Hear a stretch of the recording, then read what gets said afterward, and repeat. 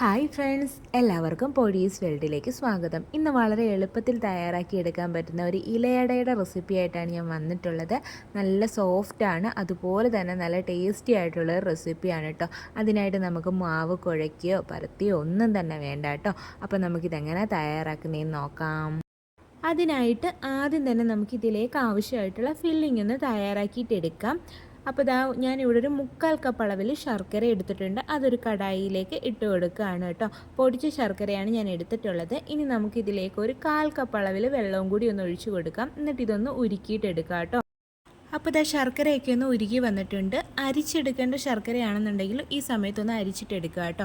എൻ്റെത് കുഴപ്പമില്ല, അഴുക്കൊന്നും ഇല്ലാത്ത ശർക്കരയാണ്.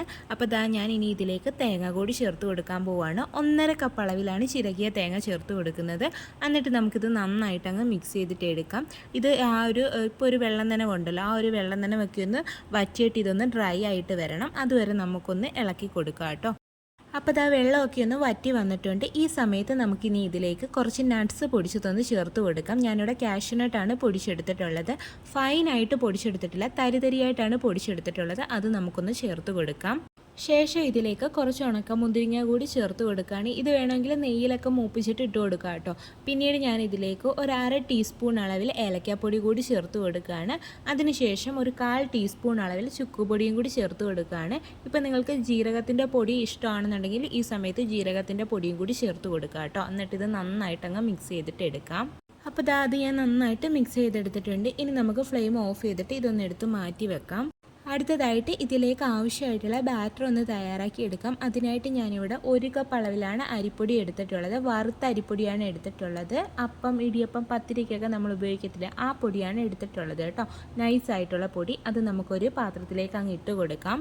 ശേഷം നമുക്കിതിലേക്ക് ആവശ്യമായിട്ടുള്ള ഉപ്പ് കൂടി ചേർത്ത് കൊടുക്കാം. അതുപോലെ തന്നെ 1 ടേബിൾ സ്പൂൺ അളവിൽ നെയ്യ് കൂടി ചേർത്ത് കൊടുക്കാം. എന്നിട്ട് നമുക്കിതൊന്ന് മിക്സ് ചെയ്തിട്ടും കൂടി എടുക്കാം. ശേഷം നമുക്കിതിലേക്ക് ആവശ്യത്തിന് വെള്ളം ഒഴിച്ചിട്ട് ഒന്ന് മിക്സ് ചെയ്തിട്ട് എടുക്കുക കേട്ടോ. ആദ്യം തന്നെ ഒരുപാട് വെള്ളം എടുത്ത് ഒഴിക്കരുത്. ആദ്യം കുറച്ച് ഒഴിച്ചിട്ട് ഒന്ന് മിക്സ് ചെയ്തിട്ട് നോക്കുക. ആവശ്യമെങ്കിൽ മാത്രം പിന്നീട് ഒഴിച്ചു കൊടുത്താൽ മതിയാവും കേട്ടോ. എനിക്കിവിടെ 1 കപ്പ് അളവിലാണ് വെള്ളം ആവശ്യമായിട്ട് വന്നത്. 1 കപ്പ് പൊടിക്ക് 1 കപ്പ് അളവിലാണ് വെള്ളം വേണ്ടി വന്നത്. എല്ലാവർക്കും അങ്ങനെ ആയിരിക്കണം എന്നില്ല. പൊടിയുടെ അനുസരിച്ചിട്ട് വെള്ളത്തിൻ്റെ അളവിൽ ചെറിയ വ്യത്യാസങ്ങൾ വരാം.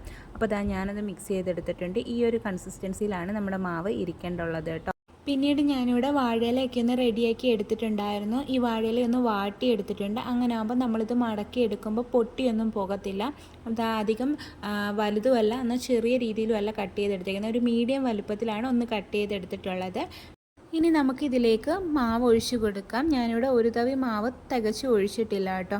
എന്നിട്ട് നമുക്കൊന്ന് പരത്തി കൊടുക്കാം. പരത്തി കൊടുക്കുമ്പോൾ നല്ല നൈസാക്കി അങ്ങ് പരത്തിയൊന്നും കൊടുക്കരുത് കേട്ടോ.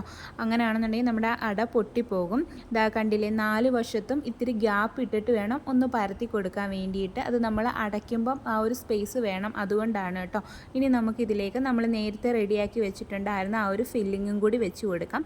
ഒരു സൈഡിൽ മാത്രം ഇങ്ങനെ വെച്ച് കൊടുക്കാം. എന്നിട്ട് ഇതങ്ങ് അടച്ചും കൂടി കൊടുക്കാം.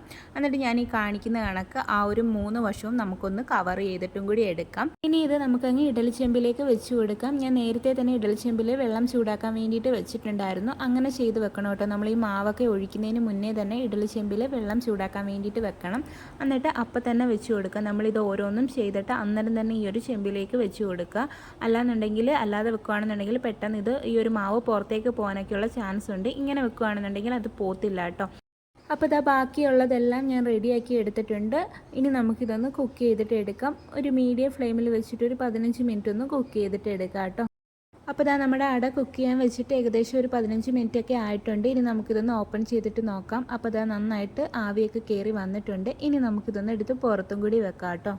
അപ്പോൾ നമ്മുടെ ഇലയുടെ ചൂടൊക്കെ ഒന്ന് മാറി വന്നിട്ടുണ്ട്. നമുക്കിനി ഇതൊന്ന് തുറന്ന് നോക്കാം കേട്ടോ. അപ്പോൾ നമ്മുടെ ടേസ്റ്റി ആയിട്ടുള്ള ഇലയുടെ ഇവിടെ റെഡി ആയിട്ടുണ്ട്. നല്ല സോഫ്റ്റ് ആയിട്ടുള്ള ഇലയുടെയാണ്. നിങ്ങൾക്കിത് കാണുമ്പോൾ തന്നെ അറിയാമായിരിക്കും കേട്ടോ, അത്രയ്ക്ക് സോഫ്റ്റാണ്. നമുക്ക് വളരെ എളുപ്പത്തിൽ തയ്യാറാക്കി എടുക്കാൻ വേണ്ടിയിട്ട് പറ്റും. രാവിലെ മാവ് കുഴയ്ക്കാനോ പരത്താനോ ഒന്നും തന്നെ നിൽക്കേണ്ട, പെട്ടെന്ന് നമുക്ക് റെഡിയാക്കി എടുക്കാൻ വേണ്ടിയിട്ട് പറ്റും. അപ്പോൾ എല്ലാവരും ഈ രീതിയിൽ ഒന്ന് ട്രൈ ചെയ്ത് നോക്കണേ. അറിയാവുന്നവർ ഒന്നും കൂടി ഒന്ന് ട്രൈ ചെയ്ത് നോക്കണേ. അപ്പോൾ ഞാനിതൊന്ന് കട്ട് ചെയ്തിട്ടും കൂടി കാണിക്കുന്നുണ്ട്. വളരെ എളുപ്പത്തിൽ നമുക്ക് തയ്യാറാക്കി എടുക്കാൻ വേണ്ടിയിട്ട് പറ്റുന്നതാണ് കേട്ടോ. അപ്പോൾ വീഡിയോ ഇഷ്ടമാവുകയാണെന്നുണ്ടെങ്കിൽ പ്ലീസ് ഒന്ന് ലൈക്കും കൂടി ചെയ്തേക്കണേ. അതുപോലെ തന്നെ ആദ്യമായിട്ട് ചാനൽ കാണുന്ന കൂട്ടുകാരൊക്കെ ഉണ്ടെങ്കിൽ പ്ലീസ് ഒന്ന് സബ്സ്ക്രൈബ് സബ്സ്ക്രൈബ് ചെയ്ത് സപ്പോർട്ടും കൂടി ചെയ്യണേ. വീണ്ടും നല്ലൊരു വീഡിയോ ആയിട്ട് വരാം. Thanks for watching.